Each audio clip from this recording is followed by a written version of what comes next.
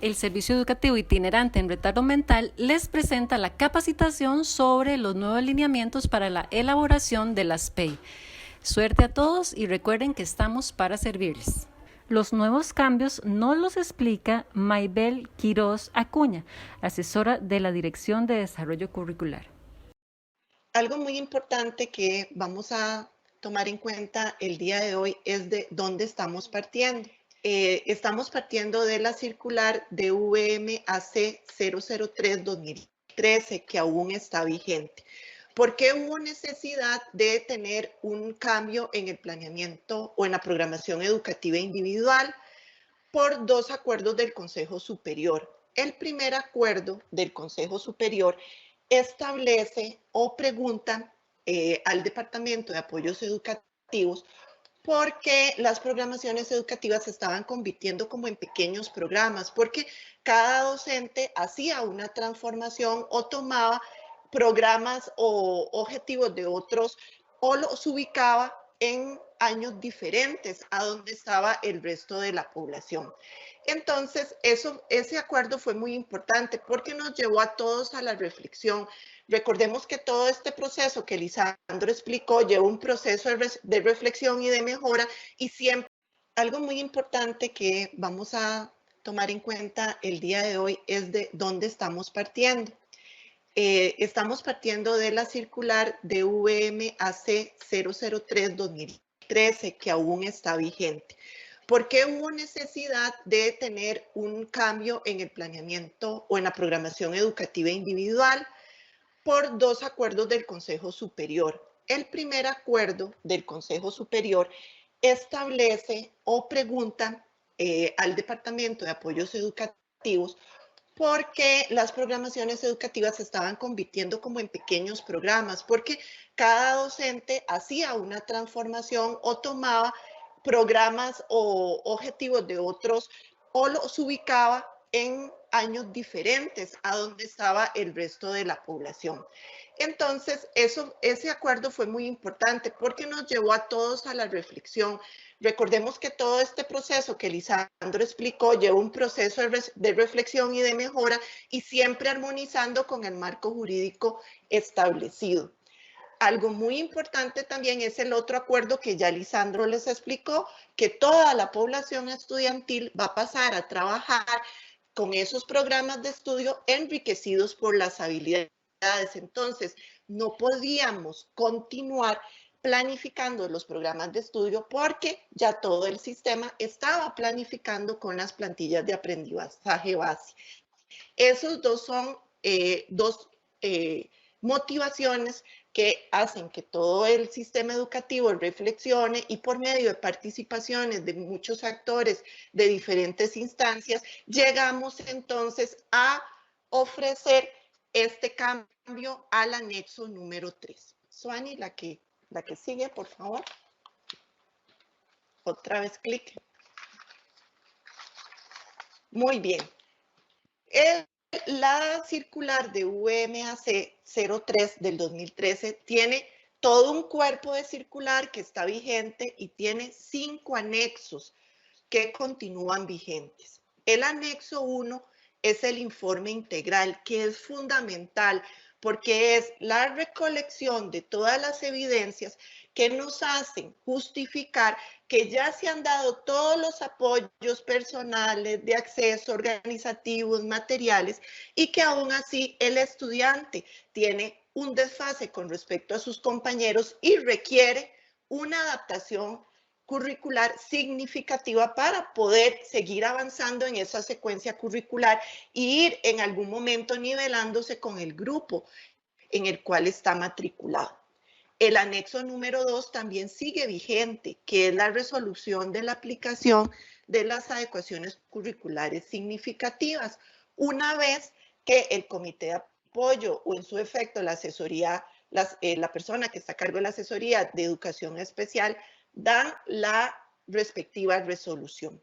El anexo 3 es el que vamos a sustituir por la circular de VMAC 011 del 2021. Entonces vean que ese anexo 3 ya no es el que venía en la circular anterior, sino que va a estar conformado por esta otra circular, y ahora les vamos a explicar cómo se operacionaliza esto, cómo se lleva a la práctica en el planeamiento didáctico.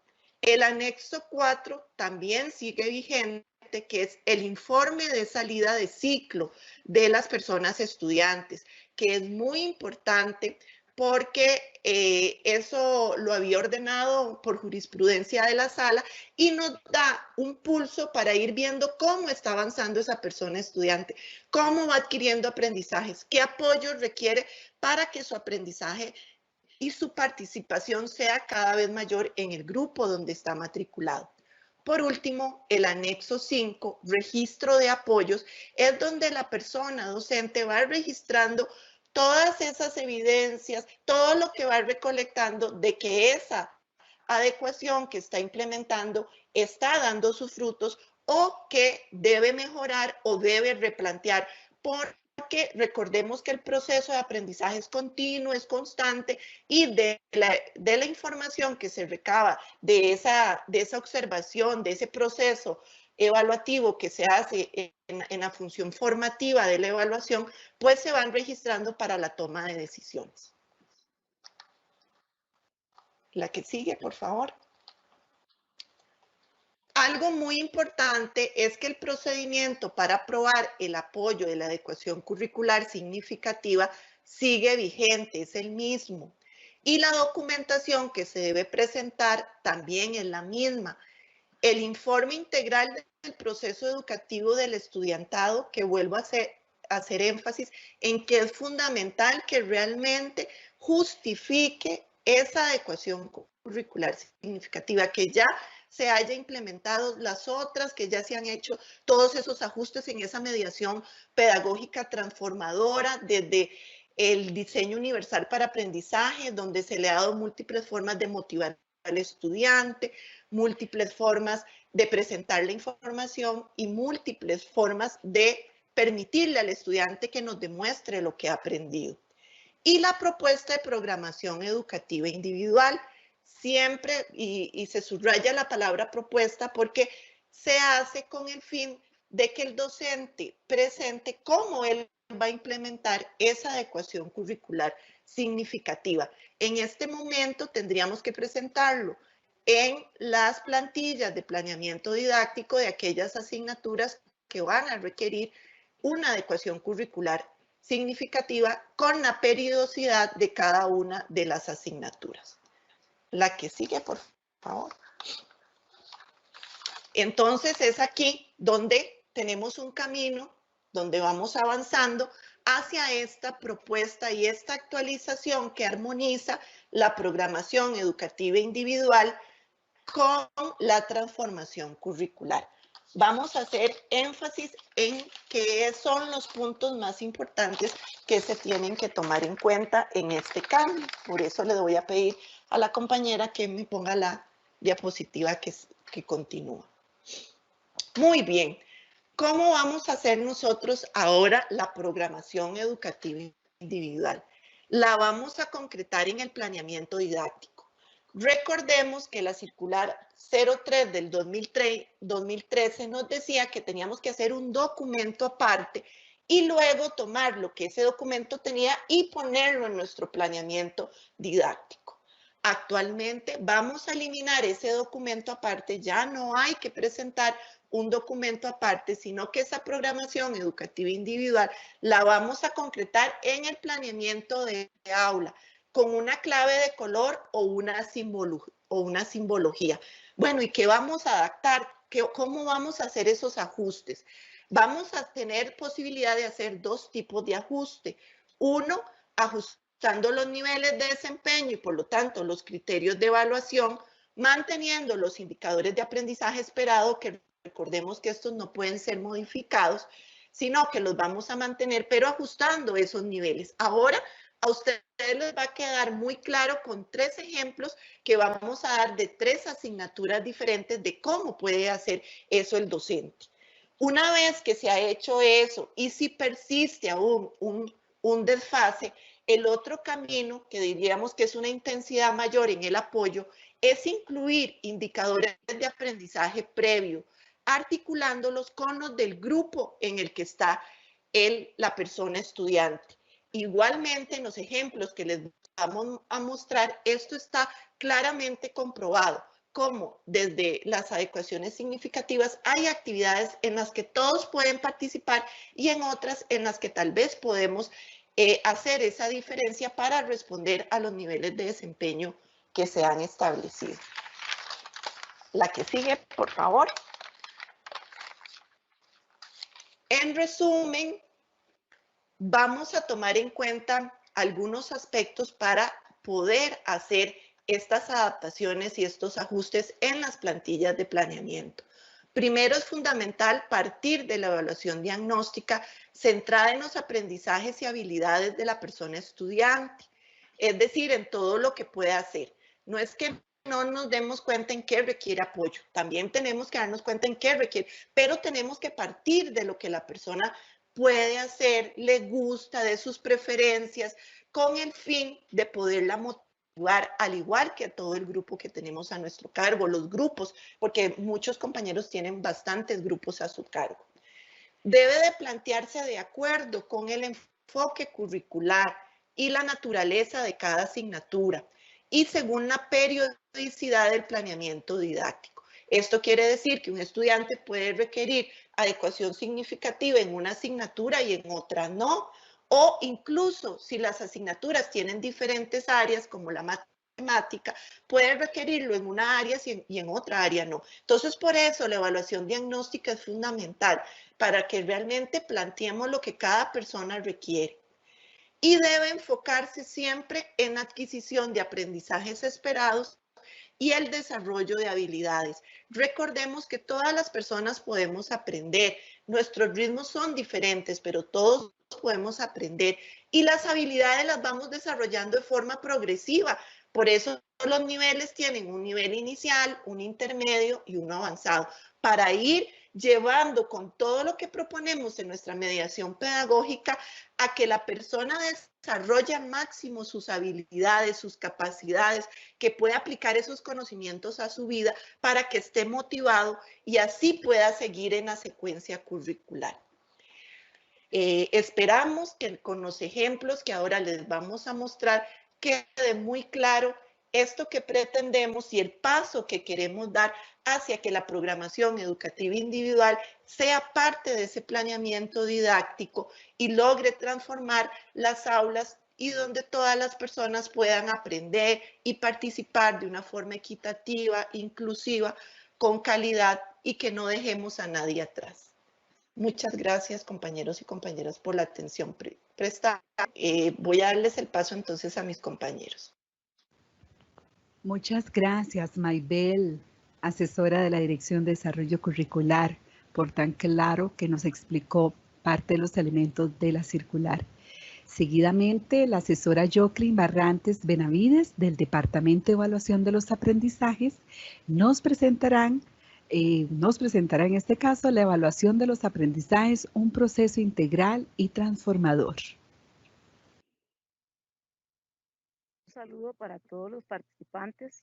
El Departamento de Evaluación de los Aprendizajes brindará una breve reflexión en esta parte acerca de la evaluación de los aprendizajes como un proceso integral y transformador. Acorde con el anexo 3 correspondiente a la circular que ya los compañeros anteriormente han mencionado. Podemos continuar. La evaluación es un proceso donde la persona docente registra información relevante durante el proceso de construcción del conocimiento. Este se visualiza en las funciones diagnóstica, formativa y sumativa, que aquí podemos ver. La evaluación diagnóstica indaga información previa con respecto a los aprendizajes y habilidades que tiene el estudiantado, como punto de partida para la organización y planificación didáctica. ¿Cómo podemos entender, cómo entendemos esta información previa en el contexto del estudiantado que recibe el apoyo de la adecuación curricular significativa? Durante el inicio de este curso lectivo 2021, por ejemplo, podríamos haber recurrido a los informes descriptivos de logro del año anterior como insumo para la identificación de los aprendizajes previos que la persona estudiante logró interiorizar y que son fundamentales para lo que continúa. De igual forma, analizamos y atendemos las recomendaciones brindadas por el docente del año anterior.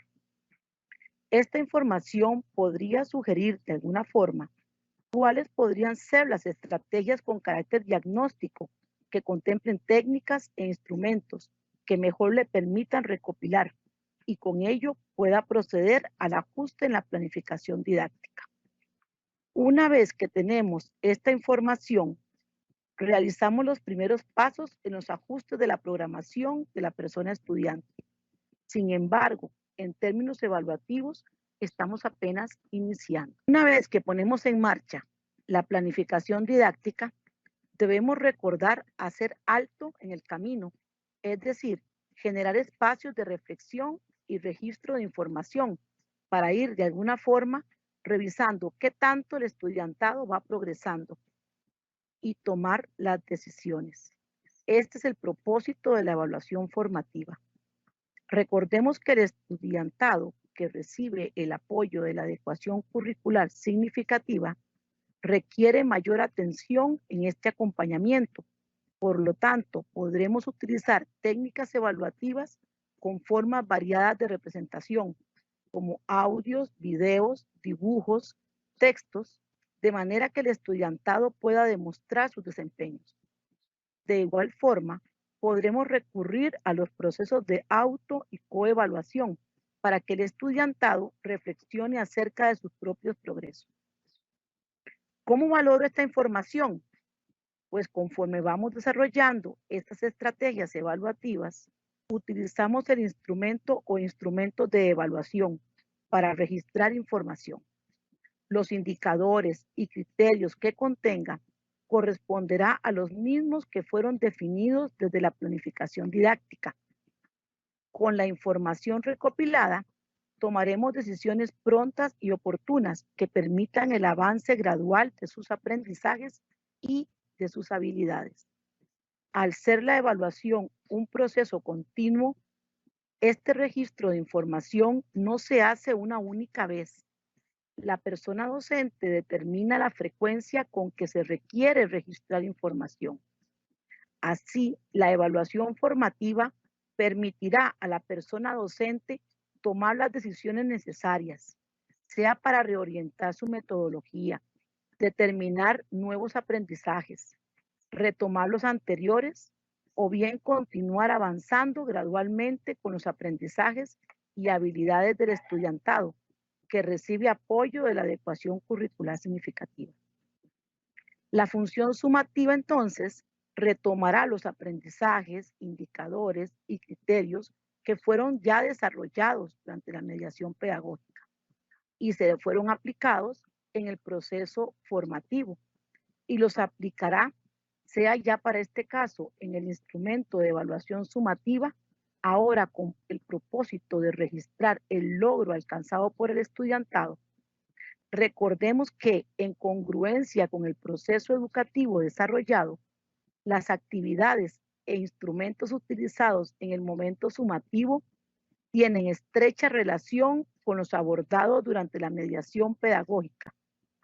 En síntesis, la evaluación no es un proceso aislado, sino que está integrado en el proceso de construcción del conocimiento. Más adelante se analizarán, como indicó la compañera, ejemplos donde podremos apreciar cómo se implementan estos ajustes tanto en la planificación y por consiguiente en la evaluación. Muchas gracias. Gracias a la asesora Joclyn del Departamento de Evaluación de los Aprendizajes por su participación.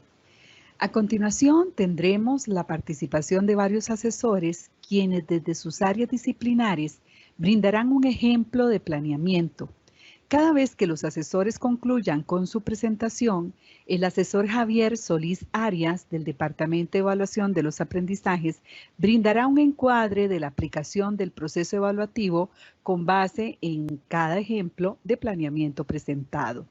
Damos inicio con la intervención de la asesora nacional Cinia Zúñiga Esquivel del Departamento de Primero y Segundo Ciclos, quien nos mostrará un ejemplo de planeamiento correspondiente a la asignatura de matemáticas de tercer año escolar. Muchas gracias, compañera. Saludos, compañeras y compañeros de las diferentes direcciones regionales. Para mí es un gusto poder compartir con ustedes un ejemplo de la aplicación de lo indicado en la circular 011-2021 a un planeamiento de tercer año. Tal como lo explicó la compañera Joclyn, el diagnóstico es fundamental ya que nos ofrece un conocimiento general del estudiantado. Además, de acuerdo con la circular 003-2013 que se ha venido mencionando, nos indica que las programaciones educativas individuales se debe partir del informe integral del proceso educativo. Considerando estos elementos, se elaboraron dos situaciones hipotéticas donde se tomaron algunos de los aspectos propuestos en el anexo 1 de esta última circular. Entonces vamos a empezar por eso, por analizar un poquito estas situaciones hipotéticas y a partir de aquí, entonces veremos el planeamiento didáctico. Algunos aspectos del informe integral que se tomaron, tomando el caso hipotético de la niña Ariana, con una edad de 9 años, tenemos una información diagnóstica en el área de los números. Básicamente, ahí lo podemos ver con detalle, pero básicamente lo que tenemos es que ella maneja un círculo numérico hasta el número 100. Ella tiene manejo en los números hasta ahí y para el caso que vamos a trabajar, que son las multiplicaciones, comprende el concepto de multiplicación siempre que se haga con resultados menores que 100. En el área socioafectiva, la niña es sociable y le gusta trabajar colaborativamente con sus compañeros, que es un aspecto que debemos considerar en el planeamiento. Y las habilidades para acceder al aprendizaje, tenemos que a la niña le gustan los juegos, retos, descubrir patrones, le gusta expresar sus ideas y exponer ante sus compañeros, que es una fortaleza que podemos usar de acuerdo con la dinámica del programa de estudio de matemática, que tiene una parte de exposición y le encanta aprender por medio de videos. Además, vamos a trabajar otra situación que es del niño Daniel, con una edad de 9 años también. En este caso, el niño tiene un manejo numérico hasta el número 1000. Ese es el campo numérico que él maneja. Comprende el concepto de multiplicación, igual que la niña anterior, pero hasta un campo numérico de 1000 y conoce las tablas hasta el 5, porque anteriormente ellos en segundo grado trabajaban las tablas hasta el 5. En lo socioafectivo, el niño es introvertido, prefiere trabajar solo o en pareja y algunas habilidades para acceder al aprendizaje. Al niño le gusta la tecnología, disfruta de las clases cuando utilizan dispositivos electrónicos, le encantan las actividades que involucren dinero y es muy creativo y le gusta proponer juegos a los compañeros. Entonces, partiendo de este diagnóstico, vamos entonces a analizar el planeamiento didáctico.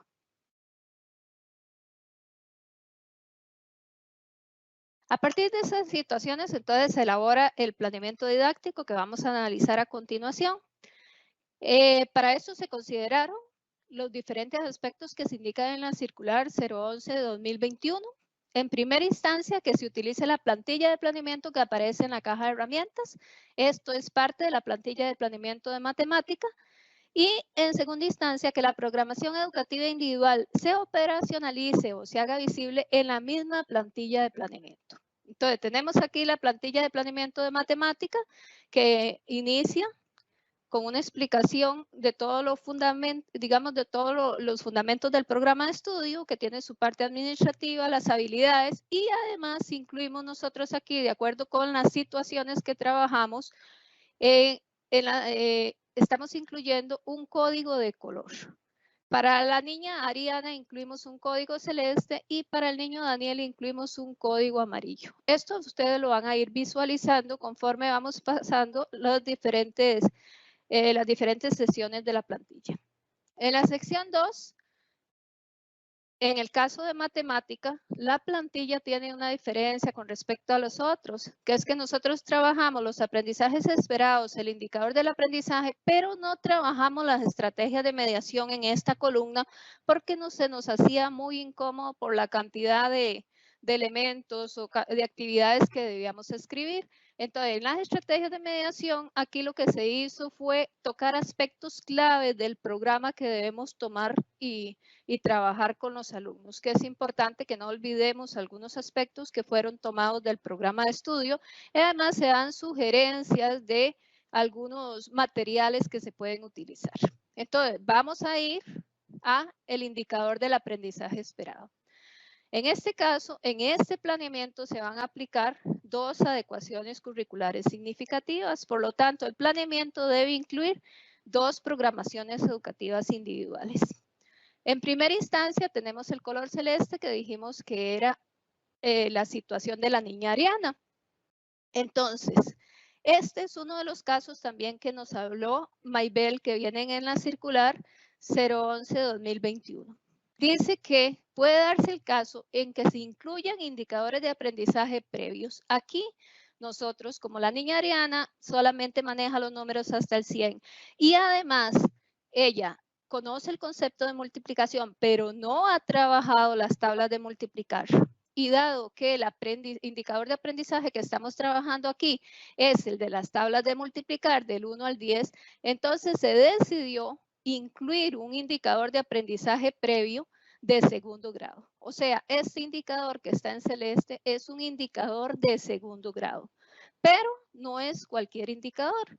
Es un indicador que está debidamente articulado con el año que está cursando el estudiante. O sea, este indicador tiene total asociación con el indicador que van a trabajar en tercer año. Entonces ya estamos viendo uno de los casos que se habló anteriormente, ¿verdad? Que es incluir indicadores de aprendizaje.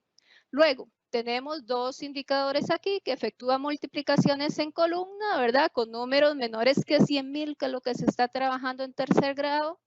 Y efectúa multiplicaciones en línea donde uno de sus factores es 10, 100 o 1000. Estos 2 se están manteniendo exactamente como está, pero se van a ajustar en los niveles de desempeño. Entonces, vamos a pasar al instrumento de evaluación y vamos a ver los cambios que se hicieron.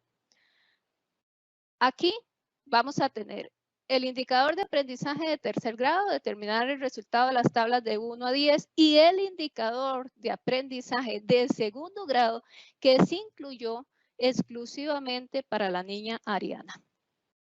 Aquí no hay ajustes para el niño Daniel porque él había visto las tablas de multiplicar, entonces no tiene ningún problema con respecto a eso. En este caso, efectúa multiplicaciones en columna. Aquí no nos trajimos o no incluimos ningún indicador de años anteriores, pero sí se hicieron ajustes a los indicadores en los niveles de desempeño, que es lo que estamos viendo precisamente aquí. ¿Qué tipo de ajustes se hicieron? Bueno, en este caso debíamos de considerar que la situación de la niña Ariana, ella tiene un manejo hasta 100, entonces podría trabajar la multiplicación en columnas, pero con resultados menores que 100. Por lo general, un dígito por un dígito, 2 dígitos por un dígito a lo sumo, ¿verdad? Que es lo que viene ahí. Y en el caso de Daniel, igualmente, él puede trabajar la multiplicación en columna, pero sus resultados son hasta 1000. Entonces, no es cualquier multiplicación. Va a tener que tomar en cuenta eso. Máximo podría trabajar 2 dígitos por un dígito o 3 dígitos por un dígito, que es lo que se determina en los niveles de desempeño. En este otro indicador, efectúa multiplicaciones en línea donde uno de sus factores es 10, 100 o 1000, vuelve a suceder exactamente lo mismo. Los primeros niveles de desempeño son los que corresponden a los niños de tercer grado. Aquí en celeste tenemos lo que corresponde a la niña Ariana, que lo más que puede hacer es multiplicar por 10, por un dígito nada más. Y aquí tenemos lo que corresponde al